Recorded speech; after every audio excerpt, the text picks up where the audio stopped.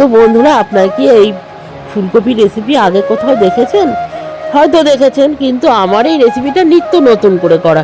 দেখেন, আমি এদিকে গ্রেট করে নিয়েছি কপিটাকে। হ্যাঁ, নুন দিয়ে চটকে নিয়েছি, জলটাকে বের করে নিয়েছি। বের করে নিয়ে এদিকে ময়দাটা মাখবো, ঘি দিয়ে নুন দিয়ে ভালো করে মেখে নিয়েছি। ময়দাটা সুন্দর করে মাখা হবে। হ্যাঁ, মাখা হয়ে গেছে। এদিকে কড়া বসিয়ে দিয়েছি। কড়ায় এবারে জিরে আর মৌরি ফোড়ন দিয়েছি। ফোড়ন দিয়ে তারপরে ফুলকপিটাকে দিয়ে দিয়েছি, গ্রেট করা যে ফুলকপিটা ছিল দিয়ে দিয়েছি।